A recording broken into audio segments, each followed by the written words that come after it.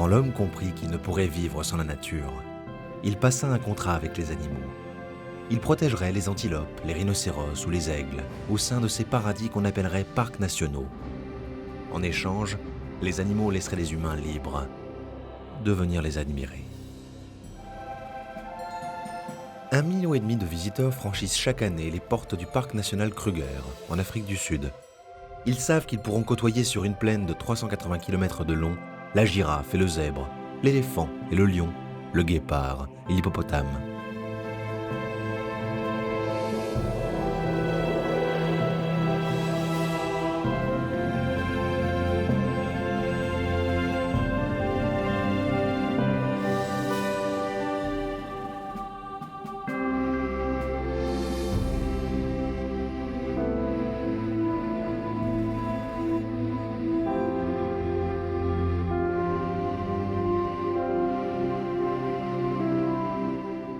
L'exubérance des lycaons féroces, la perplexité de la lionne qui hésite à s'attaquer au grand koudou divertissent les visiteurs à un jet de balle du terrain de golf et des lodges dont le phacochère tond le gazon.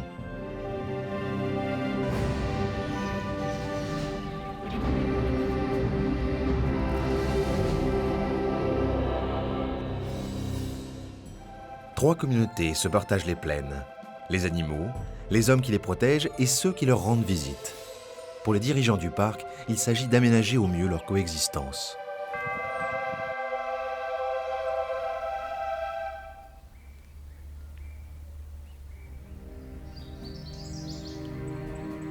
À la branche d'un arbre, une carcasse pend comme un linge. Pendant les jours qui viennent, le léopard saura où la retrouver chaque fois qu'il aura faim. La perte d'un individu n'affecte en rien le destin du troupeau. Mais le léopard, lui, s'en souviendra de cette proie récalcitrante qui a vendu si cher sa pauvre vie. Car d'un coup de corne, avant de mourir, l'impala a blessé son prédateur. La plaie qui pourrait s'infecter réduit la mobilité du félin.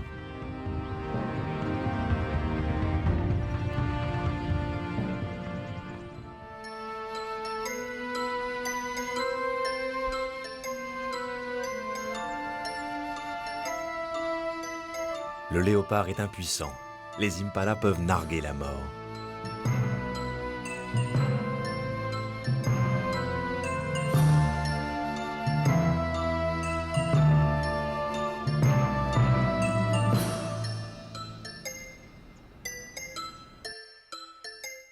Bernard, malheureusement, la pluie va durer toute la journée, et sans doute demain.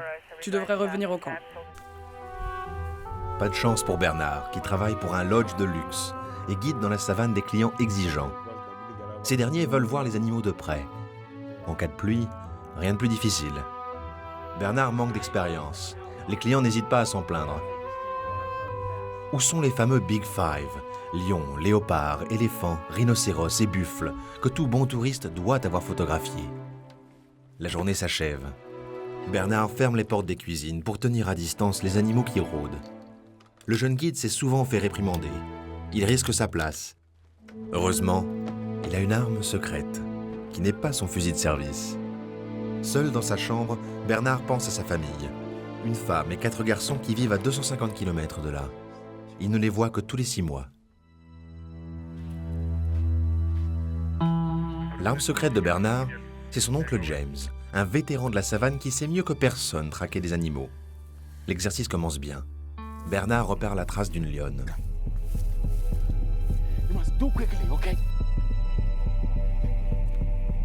Soucieux d'impressionner son oncle, le jeune guide fonce tête baissée sans se rendre compte que c'est la lionne qui le suit, et non l'inverse. James laisse faire. Il sait d'où le danger pourrait venir. James vit avec les animaux du parc depuis 60 ans. Il aimerait transmettre le flambeau à ce neveu malhabile, si seulement celui-ci parvenait à mieux ressentir la savane. Bernard comprend enfin que, depuis le début, la lionne était tout près de lui.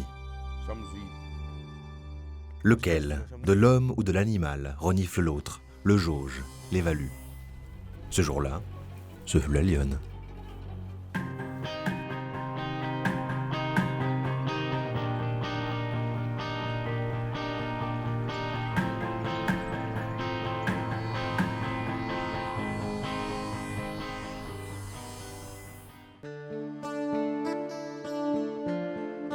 Les heures ont passé comme filent les nuages. Près de son arbre auquel la douleur l'empêche de monter, le léopard encorné panse ses plaies.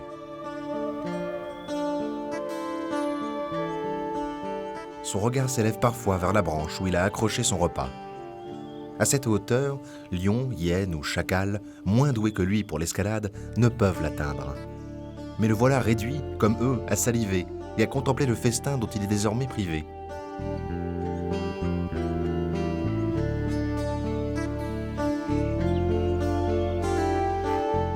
Le pire est que sa blessure l'affaiblit et fait de lui une proie potentielle. Le soir approche. Bientôt s'accompliront les carnages de la nuit. Le prédateur déchu doit se trouver un abri.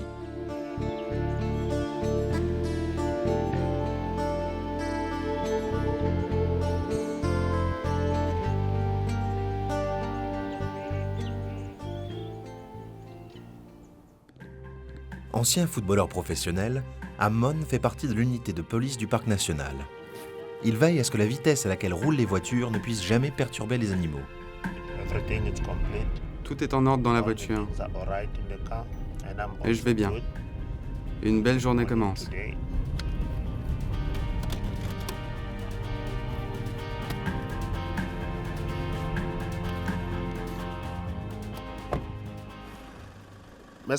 Monsieur Damini, comment allez-vous aujourd'hui?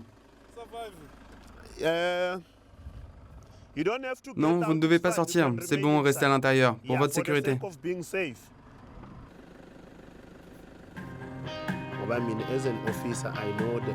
À sa manière, Ammon fait respecter la parole donnée aux animaux.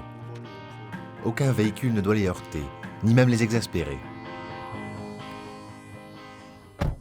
Dès qu'il en a l'occasion, Ammon emprunte des pistes interdites au public pour rendre visite à ses amis. Ils ne le déçoivent jamais. Toujours placide, concentré, implacable, Ammon est amoureux des crocodiles.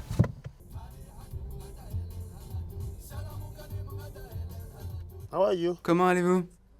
Vous avez l'air si jeune. C'est rare de voir quelqu'un qui conduit toute seule dans le parc. Je viens faire des recherches. Alors, on va sans doute se recroiser dans le parc. La contrevenante est jolie. L'homme crocodile se sent pousser des ailes. Mais pour l'instant, il doit poursuivre sa tournée. Voici un mois, un léopard a tué un collègue d'Ammon au moment où celui-ci sortait de sa voiture. Le jeune homme redouble de prudence, mais il ne voit autour de lui que des girafes réticulées. Des oiseaux pique-bœufs dévorent leurs parasites et festoient sur leur dos.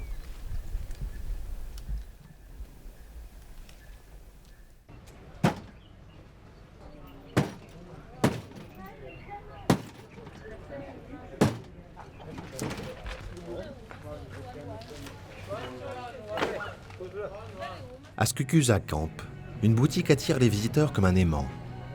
Remember, 23 ans, assiste le gérant, tandis que Catherine rêve de vivre en ville et s'ennuie à mourir derrière la caisse. Remember aime son travail. Chargé de payer aux guides les commissions sur les achats de leurs clients, il profite des histoires incroyables qu'ils ont toujours à raconter. Francis, keep well. Thanks, same to you. Bye. Catherine et Remember sont les meilleurs amis du monde. Mais Catherine, qui n'en peut plus de vivre loin de tout, partira bientôt. Pour Remember, ce sera un déchirement.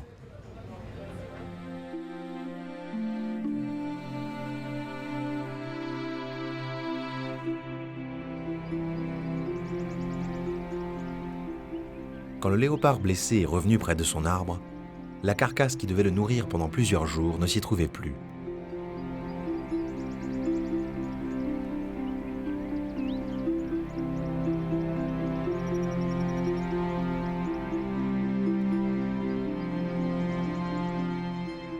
Diminué, incapable de tirer sur les muscles de son poitrail, au moins jusqu'à ce que sa plaie soit cicatrisée, il ne pourra tuer une autre proie. Peut-être le hasard placera-t-il sous sa griffe un vieux rongeur ou une charogne dont même les hyènes n'auront pas voulu.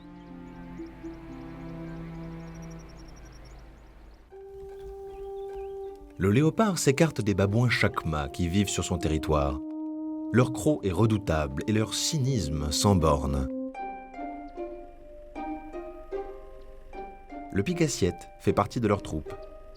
Les babouins sont des opportunistes, plutôt herbivores. Ils ne dédaignent pas parfois de tuer une très jeune antilope ou de se repaître de proies confisquées à de plus nobles prédateurs.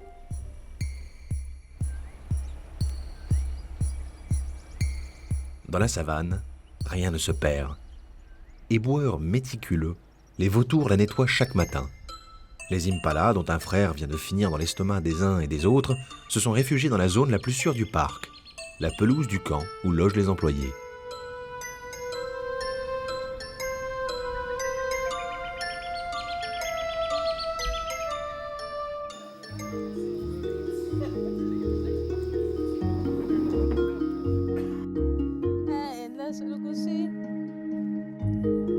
Catherine et Remember vivent dans les quartiers du personnel, des zones d'habitation souvent envahies par les animaux. L'amitié de Remember et celle de Sandra, une autre collègue, manquera à Catherine, qui a décidé de quitter son emploi.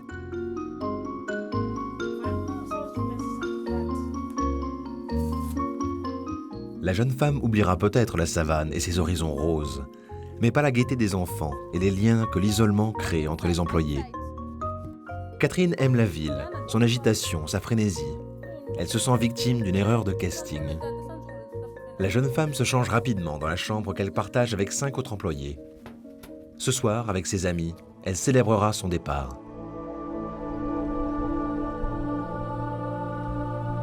Difficile de comprendre qu'on puisse se lasser de cette beauté qui s'étend à l'infini.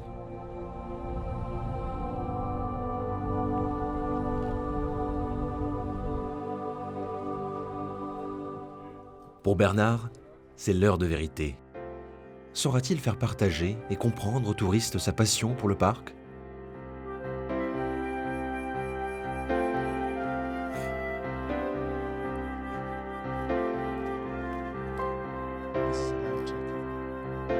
Le jeune homme a de la chance. Une lionne a laissé son empreinte dans la terre. Les clients se réjouissent. Le jeune homme fait tout pour les charmer.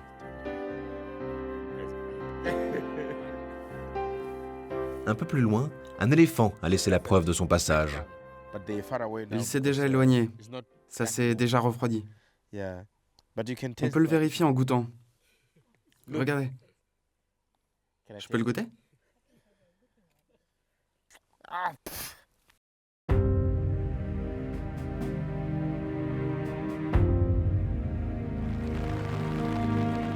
Tout avait bien commencé.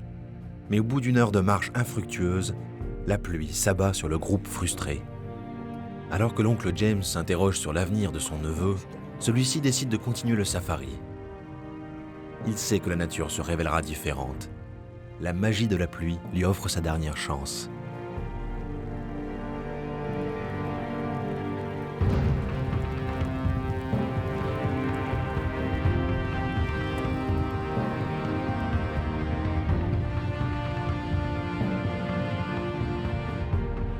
Et c'est bien une savane transfigurée qui s'offre au regard. Les hippopotames, ivres d'allégresse, s'ébattent dans leurs mares.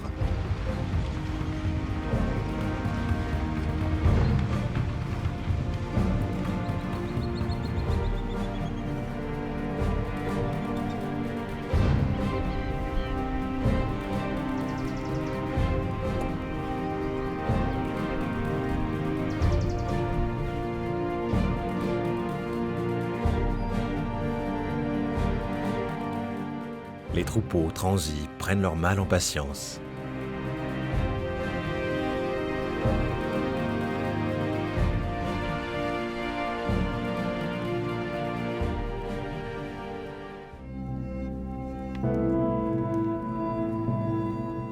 Les zèbres profiteront bientôt des herbages que la pluie aura vivifiés. L'eau lavera peut-être les terreurs de la nuit. Des lions ont attaqué le troupeau. Un jeune mâle s'en est sorti, la croupe lacérée.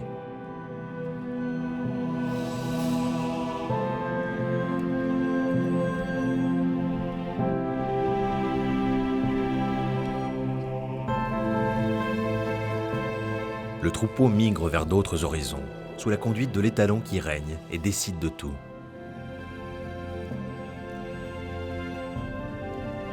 Le zèbre blessé est devenu un fardeau pour les siens, car sa faiblesse risque d'attirer les prédateurs.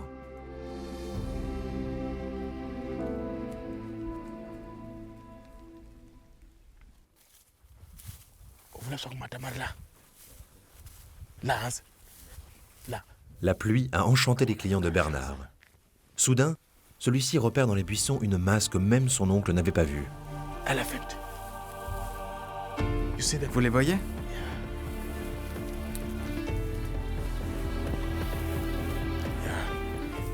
Ils viennent boire par là. Il y a de l'eau.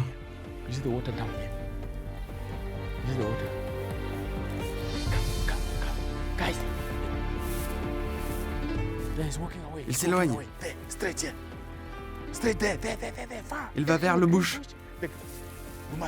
Restons groupés. Nous ne savons pas ce qui peut se cacher derrière.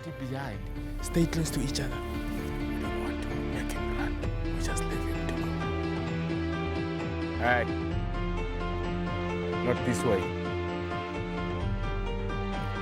Away. I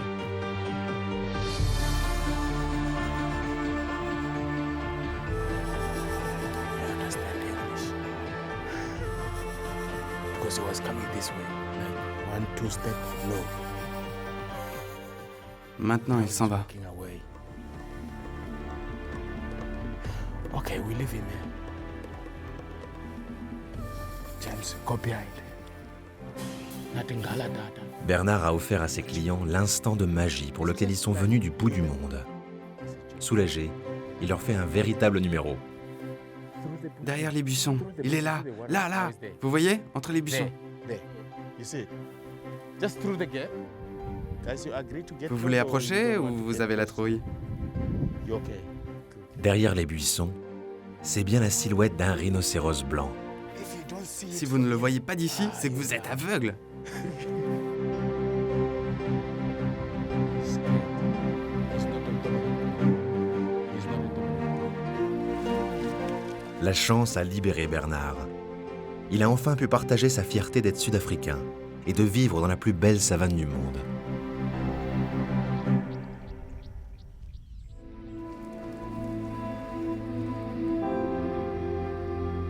Sait-on jamais pourquoi la chance se donne ou se refuse aux hommes et aux animaux?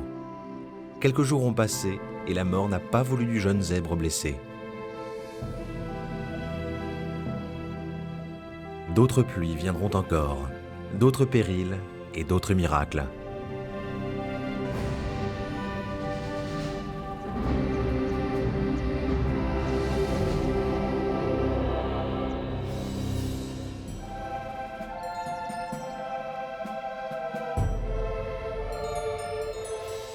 Les babouins profitent de la chaleur que le bitume accumule. Une nouvelle journée commence.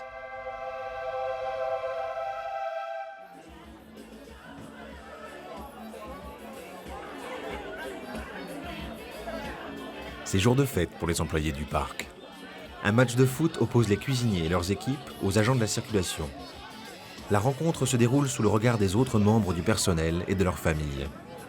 Quelques spectateurs sont venus des villages les plus proches du parc.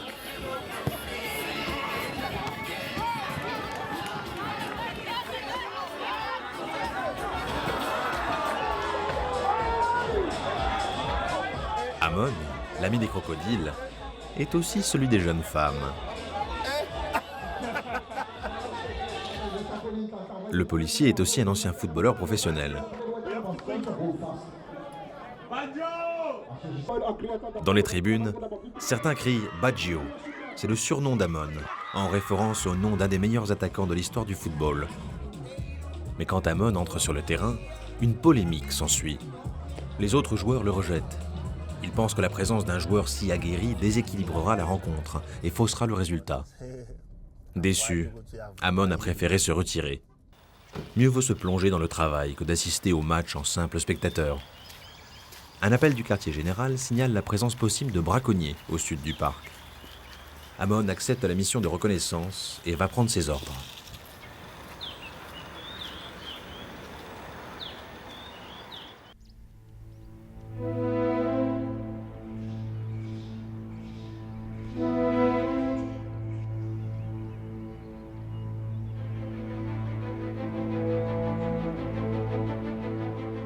Alors qu'Amon va entamer sa tournée d'inspection, un lion a déjà commencé la sienne, provoquant l'inquiétude des impalas au bord du chemin.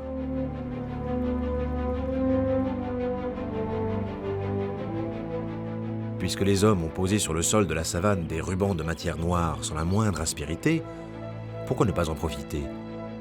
C'est le long de cette route que le lion marque désormais son territoire.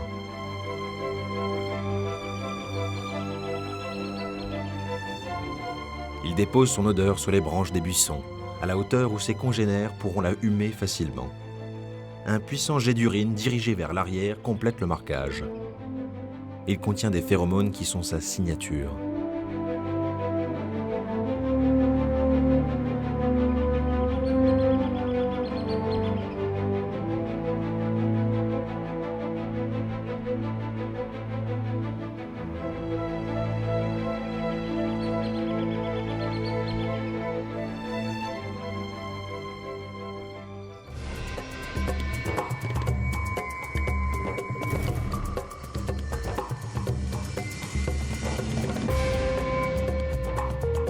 Pour Remember et Catherine, c'est l'heure des adieux. Sur la pelouse du golfe qu'envahissent les Impalas, Remember veut convaincre son ami de rester. Il ne comprend pas son attrait pour la ville, son vacarme, ses foules et sa pollution. Rien n'y fait. Catherine est déterminée. Elle en a par-dessus la tête, des clients aux airs supérieurs, de leurs demandes extravagantes, de l'isolement aussi, qui la prive de toute vie sentimentale.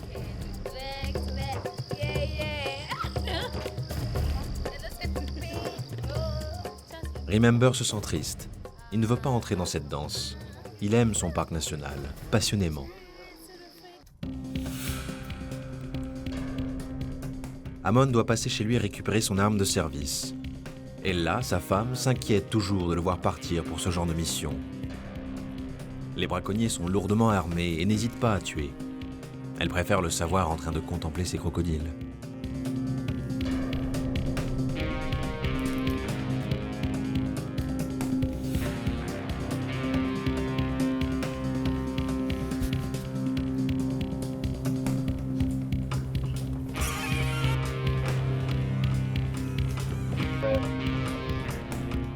Le véhicule qu'on croit être celui d'un braconnier a été photographié par une autre équipe. Amon doit repasser par le quartier général pour voir les photos.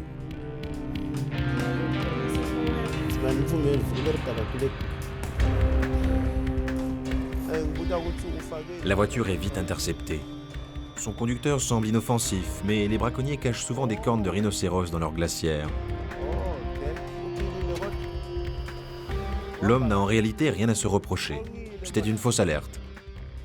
Une blessure au genou a éloigné depuis longtemps Amon du ballon rond. Depuis, son travail au parc lui permet de prendre soin de sa femme et de ses 3 filles. Avec en prime, à la fin de chaque jour, le coucher du soleil sur la rivière Sabi.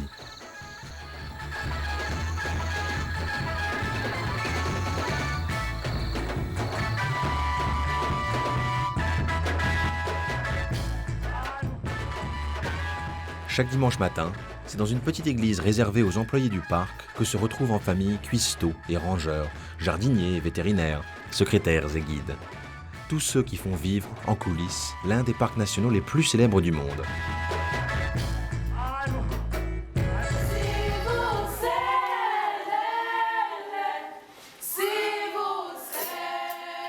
Ils ont en commun cette terre encore sauvage qu'ils partagent et protègent. Bernard a pris la succession de son oncle et sait désormais enchanter ses clients venus du monde entier.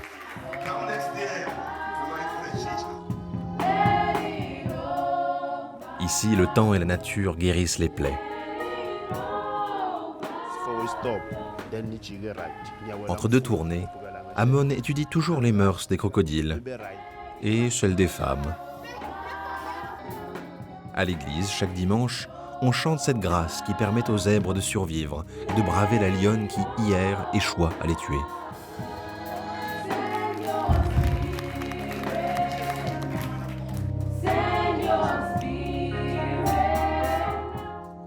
Catherine a troqué son emploi de caissière contre un travail de femme de chambre dans un hôtel en ville. Remember restera là, quoi qu'il arrive, comme Amon, comme Bernard et comme tant d'autres, pour qui le parc national de Kruger n'est pas seulement un sublime écrin pour la nature, mais aussi une raison de vivre.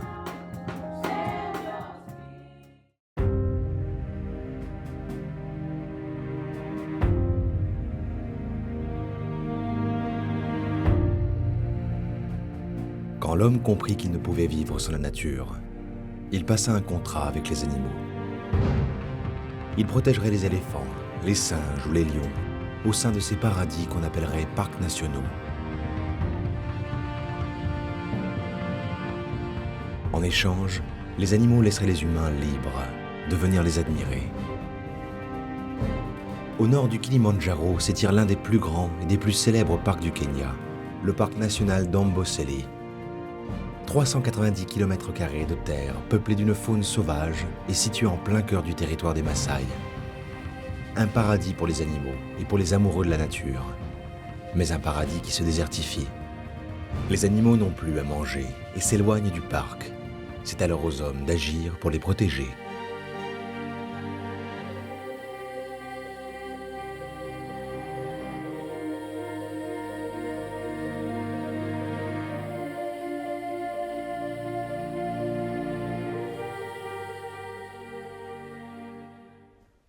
Aux premières lueurs du matin, l'heure justement est au repas pour les éléphants. Ils sont des centaines à peupler les terres d'Amboseli. Et pour se nourrir, c'est toute une technique. Il faut d'abord couper l'herbe rase avec un coup de patte. Ensuite, le but du jeu est de secouer l'herbe pour faire tomber les parasites, pour ensuite la porter jusqu'à la bouche grâce à la trompe. Mais cette technique nécessite de l'entraînement.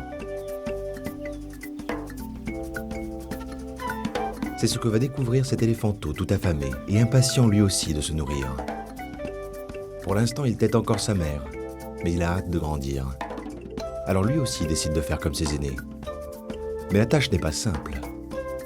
Il faut d'abord qu'il apprenne à se servir de sa trompe. Elle compte plus de 100 000 muscles et lui servira toute sa vie à se nourrir, à boire, à sentir et à bien d'autres choses. Mais il doit apprendre à la dompter. De la même manière, il n'est pas aisé de couper l'herbe avec la patte. Et pour l'heure, c'est surtout la terre qui vole.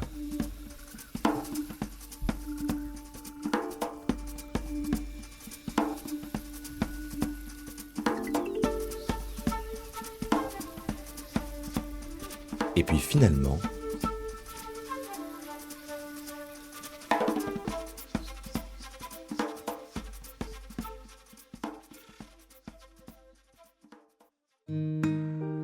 s'il est un endroit privilégié pour admirer les animaux d'Amboseli, c'est certainement depuis les jardins de l'hôtel qui se situent au cœur du parc.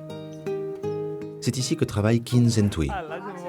Kin est un Maasai, employé par l'hôtel depuis 2 ans. Aujourd'hui, c'est une mission un peu particulière qu'il a réservée à ce groupe de touristes chiliens.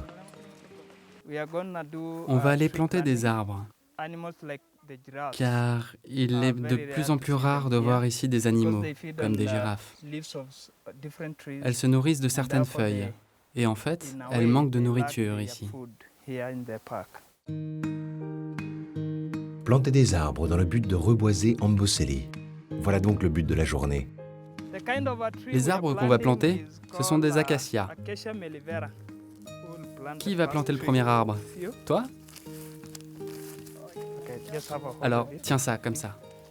Kin prend plaisir à guider ainsi les touristes et à leur faire découvrir au passage les traditions de son peuple. Ok, tu peux te laver les mains. Les Maasai pensent qu'ainsi, tu bénis ton arbre.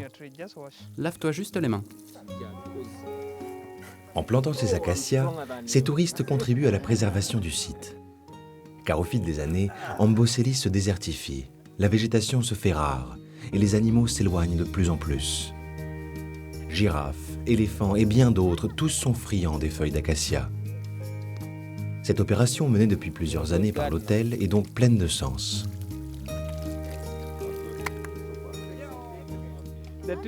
Les arbres que vous avez plantés vont déjà faire le bonheur des singes qui sont ici.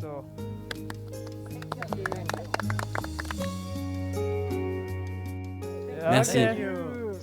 Merci beaucoup.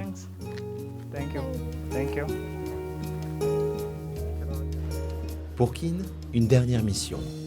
Remplir les certificats qu'il remettra avec plaisir à ses touristes en souvenir de l'arbre qu'ils auront planté dans le parc.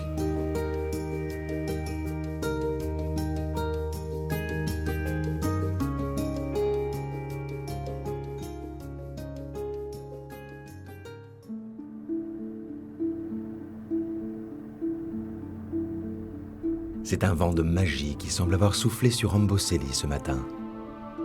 Ce petit gnou vient tout juste de naître. Et l'éveil à la vie est toujours un moment difficile.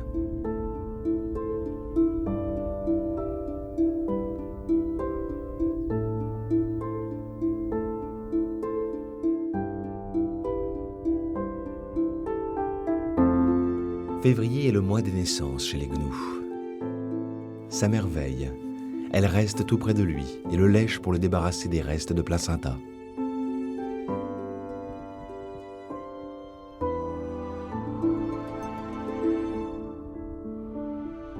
Les petits gnous sont faits pour courir. Ils en sont capables quelques minutes à peine après leur naissance. Il apprendra vite, protégé par tout le groupe.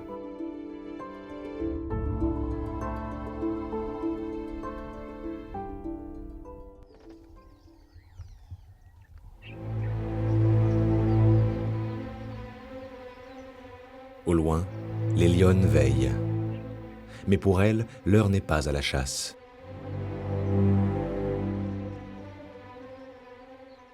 À quelques kilomètres,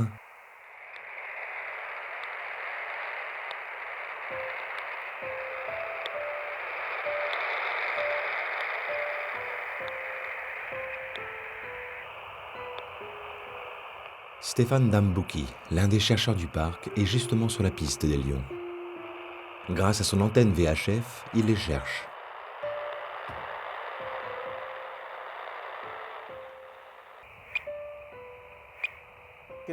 Kimani, ça y est, j'ai la direction, c'est par là.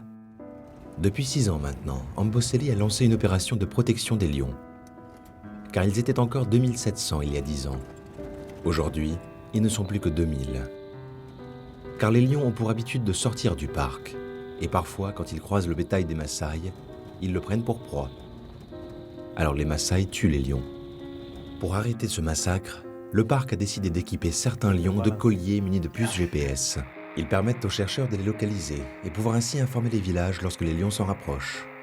Mais les puces GPS ont une durée de vie limitée, alors le signal devient faible. Stéphane doit donc trouver ces lions coûte que coûte. Là, une femelle. J'ai un signal dans cet angle. Donc, ils sont tout près. Par là.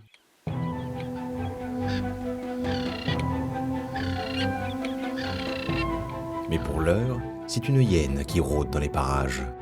Elle revient d'une nuit de chasse. Car les hyènes ne se contentent pas des charognes. Elles sont aussi de très bonnes chasseuses. Et cette nuit, la chasse a été bonne.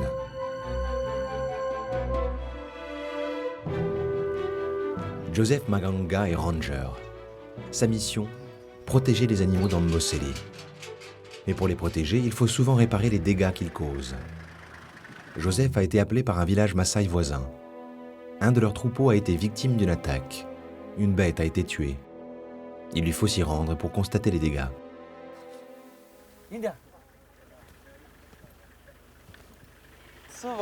Bonjour, comment ça va?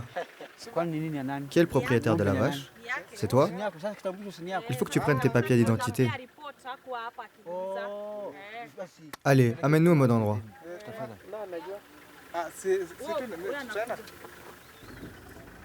Allez, on y va.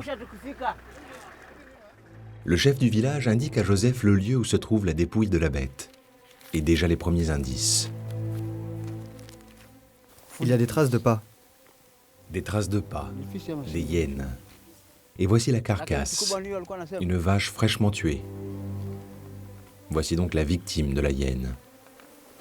Joseph repère la trace de l'animal aux marques qu'a laissé sa puissante mâchoire, et aussi au fait qu'elle a laissé la tête, ce qu'un lion n'aurait pas fait. Une hyène est donc bien sortie du parc, et a bien attaqué la vache de ce chef Maasai.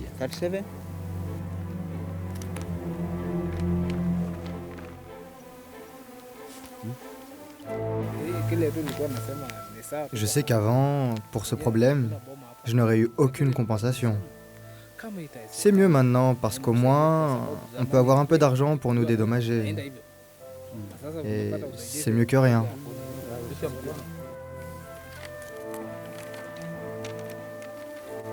Il sera dédommagé.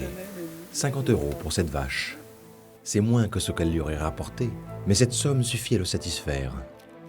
C'est ainsi que Joseph protège les animaux, en réparant les dégâts qu'ils causent.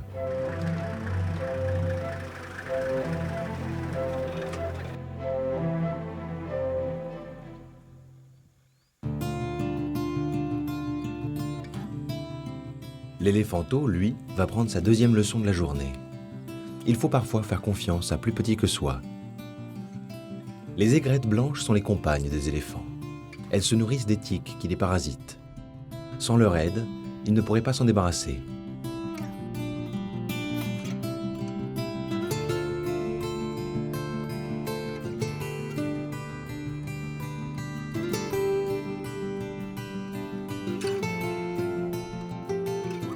Alors l'éléphanteau devra apprendre à ne pas repousser cette compagne de jeu lorsqu'elle s'approche de lui. Mais ça, il le comprendra plus tard.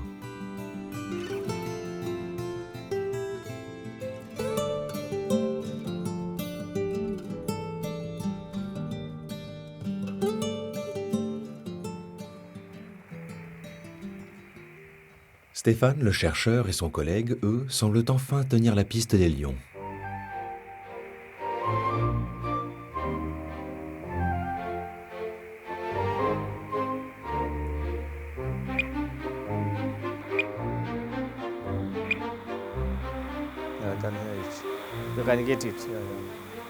Ça y est, c'est sûr. C'est de ce côté.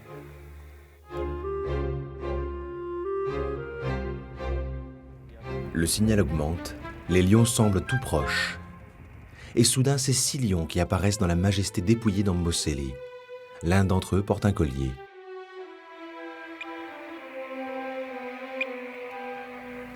Waouh, c'est beau. C'est un mâle.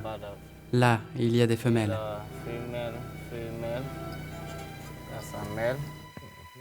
Je vais faire des photos. La plupart du temps, j'oublie d'en faire.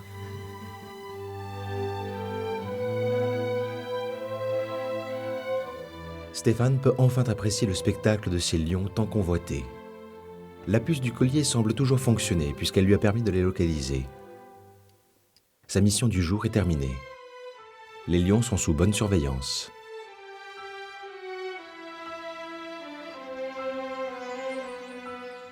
Dans l'hôtel du parc, Keane, lui, a invité quelques touristes à profiter de la beauté des danses traditionnelles Maasai.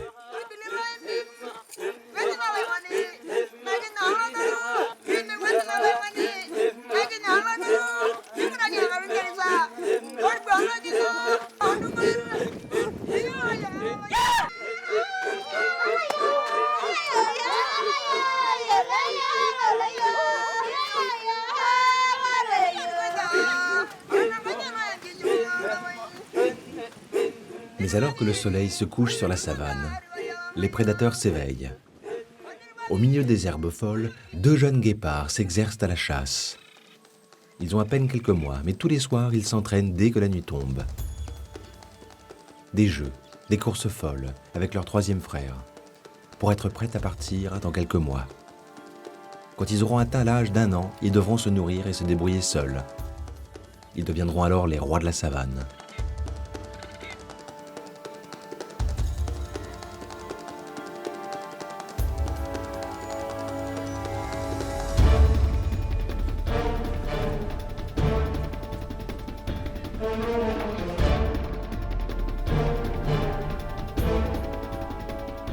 Mais pour l'heure, leur mère veille encore sur eux et leur apprend ses techniques, notamment celle de s'exercer à chasser d'autres prédateurs, comme les chacals.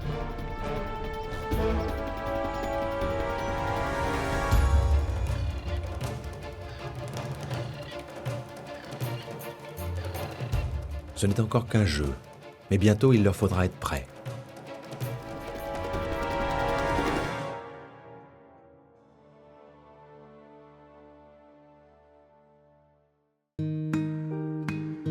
Ce matin, Amboseli s'est réveillé dans un halo de lumière chaude. Et dans un hôtel abandonné du parc, de curieux visiteurs ont élu domicile.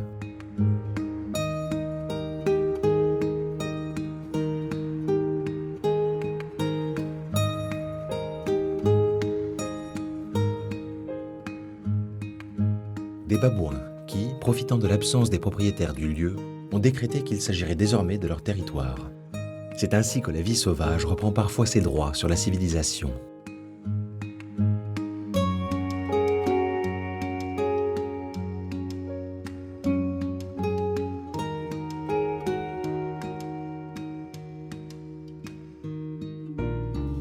Contemplant les animaux et les hommes, le Kilimandjaro déploie sa majesté sur les terres kenyanes. En swahili, son nom signifie montagne blanche, en référence à la calotte glaciaire qui habille son sommet. Cette montagne mythique est en fait composée de 3 volcans éteints, Shira, Mawenzi et Kibo. Le point le plus haut atteint quasiment les 5892 mètres. Montagne bienveillante qui semble protéger les habitants d'Amboseli.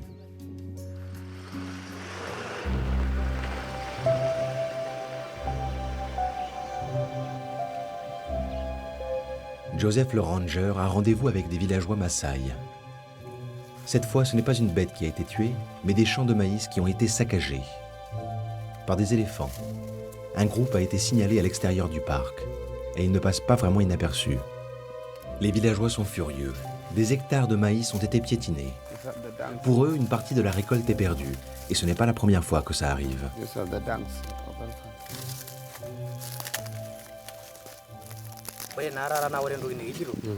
Une fois encore, pour Joseph et son collègue, il va falloir faire preuve d'écoute et de diplomatie pour apaiser la colère des paysans Maasai.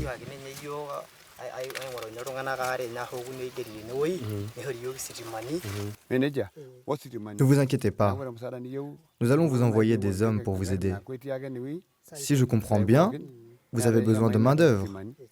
Vous pouvez compter sur nous. On va vous envoyer tout ce qu'il faut. Il ne faut pas oublier que c'est ces animaux qui nous rapportent de l'argent aussi. Et c'est grâce à cet argent que vous pouvez envoyer vos enfants à l'école. Donc, vraiment, il ne faut pas tuer ces animaux. Les rangers promettent de leur envoyer du personnel pour les aider à replanter le maïs. C'est bien, parce que ces Maasai nous ont appelés et on a réussi à apaiser la situation. Ils comptaient vraiment sur nous. Ils nous ont écoutés et on a pu s'entraider. C'est super pour la vie sauvage d'arriver à résoudre ces problèmes.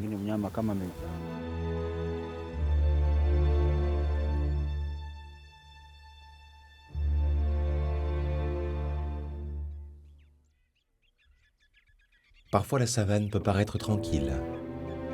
Pourtant, tapie dans l'herbe, à quelques mètres à peine des antilopes, la femelle guépard a repéré de quoi nourrir sa progéniture.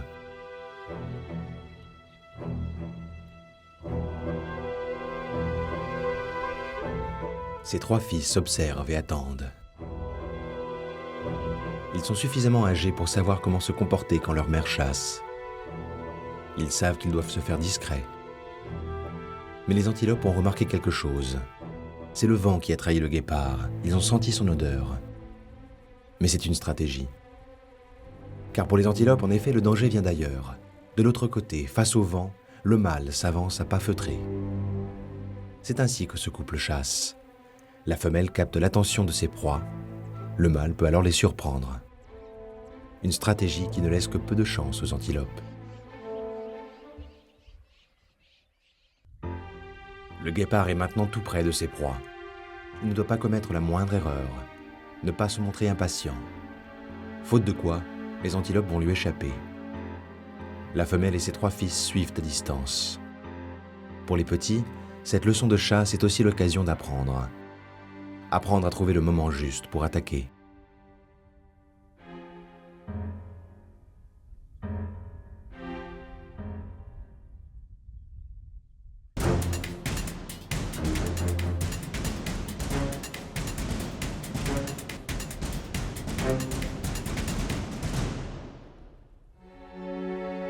Pour cette fois, le guépard a manqué sa cible. Les antilopes ont eu de la chance. Elles sont maintenant hors de danger car elles ont repéré leur prédateur et ne vont plus le quitter du regard. Le guépard ne pourra désormais plus les surprendre. Il devra patienter et trouver de nouvelles proies pour nourrir sa famille.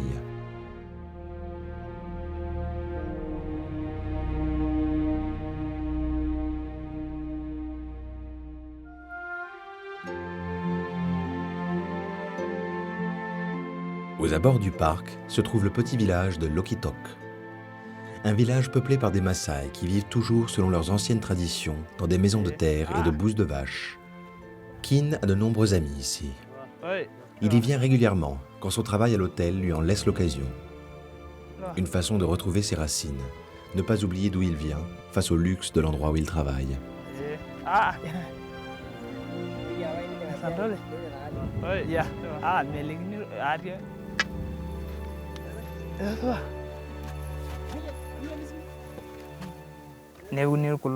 À l'hôtel, on explique aussi aux touristes l'importance de planter des arbres.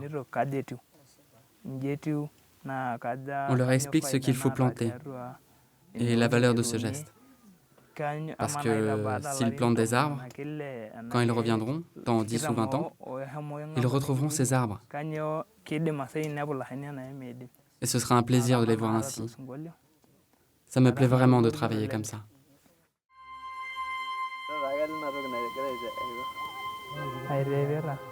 Kin est fier de son travail. Fier aussi quand il amène des touristes dans le village de ses amis. Heureux que ces animaux permettent aux Maasai de mieux vivre. Heureux et fier de son pays, le Kenya.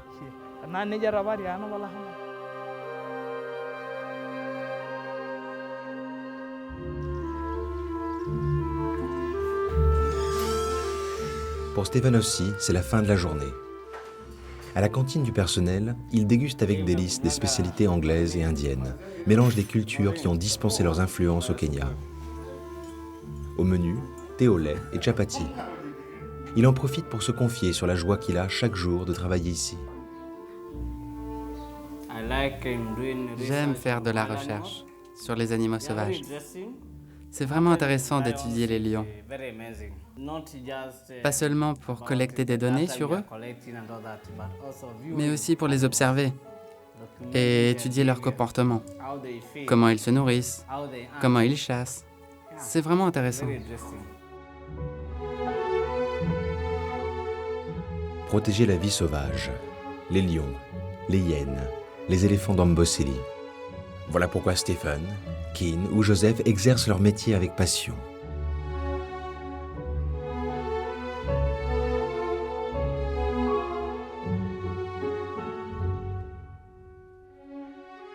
Et alors que le soleil se couche, les éléphants semblent nous adresser un dernier au revoir, comme un message d'alerte ou d'espoir.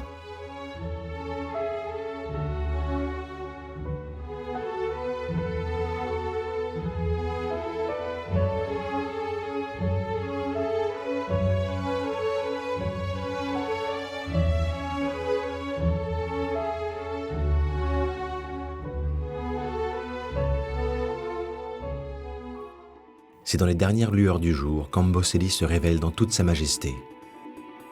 Le bébé gnou a survécu à ses premières journées de vie dans la savane. Il sait marcher à présent, et il sait même courir, entraîné par les adultes du groupe.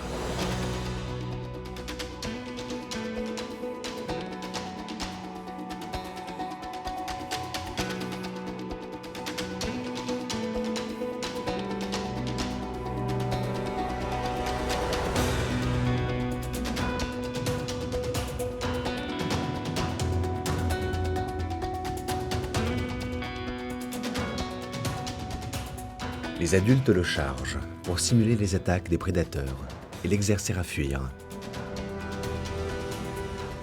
En vitesse de pointe, les gnous peuvent atteindre les 90 km/h. Ils sont plus rapides que les lions. Et c'est ainsi que peu à peu, au fil de l'entraînement, le petit gnou va prendre son indépendance.